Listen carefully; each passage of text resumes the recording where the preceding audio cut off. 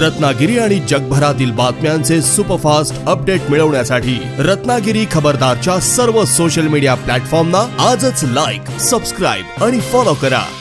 शिवसेना म्हणून आमची भूमिका याच्यामध्ये स्पष्ट आहे की हिंदू आणि मुस्लिम, मी हिंदू आहे, मला माझ्या धर्माबद्दल, माझ्या जातीबद्दल अभिमान असणं स्वाभाविक आहे। म्हणजे मी हिंदू असल्याबद्दल मला अभिमान नाही असं कोणी समजण्याची देखील आवश्यकता नाही, आपली देखील तीच परिस्थिती आहे। पण मला असं वाटतं की धर्माधर्मामध्ये धर्माच्या भिंती उभ्या करणं हे कितपत योग्य आहे हे समजून घेण्याची आवश्यकता आहे। आज आमच्या मंत्रिमंडळामध्ये काम करताना अब्दुल सत्तार हे मुस्लिम धर्मीय अतिशय चांगल्या पद्धतीनं वंदनीय बाळासाहेबांचा विचार पुढे घेऊन जात आहेत। आज शिवसेना पक्षामध्ये अनेक मुस्लिम समाजाचे नगरसेवक हे मुंबईमध्ये देखील त्यांनी प्रवेश केलेला आहे। एखादा वाईट कोण वागत असेल तर त्याचं समर्थन ना वंदनीय बाळासाहेबांनी केलं, ना शिंदे साहेब करणार आहेत, ना आनंद दिघे साहेबांनी केलं। तर आमची भूमिका हीच आहे की धर्माधर्मामध्ये भिंती निर्माण करण्यापेक्षा जर कोण चुकला असेल तर त्याला दंड झाला पाहिजे, त्याला शिक्षा झाली पाहिजे, त्याला कायद्याचा वचक असला पाहिजे, याच्याबद्दल आमचं दुमत असण्याचं काही कारण नाही। साधं उदाहरण देतो, परवा रत्नागिरीतलं, रत्नागिरीमध्ये महाराष्ट्रातली एक ऐतिहासिक मिरवणूक अशी असते की ज्याच्यामध्ये 200 गणपती एकत्र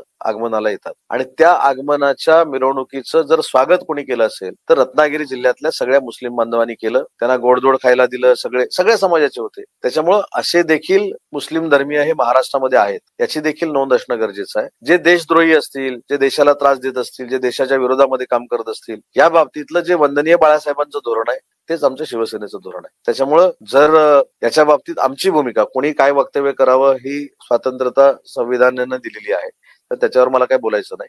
पण मला हेच सांगायचंय की आमच्या मंत्रिमंडळामध्ये 9 पैकी 1 मंत्री हे अब्दुल सत्तार साहेब देखील आहेत। आज जर आपण असा विचार केला तर भाजपचे नेते पाशा पटेल हे जे शाश्वत विकासाचं एक फोरम तयार केलेलं आहे, ज्याचे अध्यक्ष महाराष्ट्र राज्याचे मुख्यमंत्री आहेत, त्याचे कार्याध्यक्ष ते आहेत। त्याच्यामुळे समाज आणि जात याच्यापेक्षा त्यांची वागणूक काय आहे ती आपण बघितली पाहिजे। आणि एखादी व्यक्ती जर देशाच्या विरोधात काय करत असेल, महाराष्ट्राच्या विरोधामध्ये काय करत असेल, तर त्याला स्पेअर करावा किंवा त्याला पाठीशी घालावा असा आमचा मुद्दाच नाही। जो वर्ग सभेच्या विरोधात म्हणतात की सातत्याने, परंतु त्याच वर्गाच्या विरोधात तुमच्या मागे ज्यावेळेस नेते येतात त्यामुळे तुम्हाला वाटत सभेला सातत्याने। मला असं वाटतं की लोकसभेच्या निवडणुकीला दलित बंधू भगिनींनी, आदिवासी बंधू भगिनींनी आणि मुस्लिम बांधवांनी असेल एक फेक नरेटिव्ह सेट झाल्यामुळेच मतदान हे महाविकास आघाडीला केलेलं होतं। आणि त्याच्यामध्ये मुस्लिम बांधवांना हे देखील सांगण्यात आलेलं होतं की तुम्हाला देश सोडून जावं लागेल, संविधान बदललं जाईल। या सगळ्या गोष्टीला घाबरून कदाचित ते झालं असेल। विधानसभेची निवडणूक आणि लोकसभेची निवडणूक याच्यामध्ये जमीन आसमानाचा फरक आहे। त्याच्यामुळे मला असं वाटतं की या संदर्भामध्ये जे वक्तव्य केलेलं आहे त्याच्या संदर्भात भाजपाच्याच नेत्यांना आपण जर प्रश्न विचारला त्याचा खुलासा चांगल्या पद्धतीने करू शकतो। जनशक्तीचा बुलंद आवाज म्हणजेच रत्नागिरी खबरदार।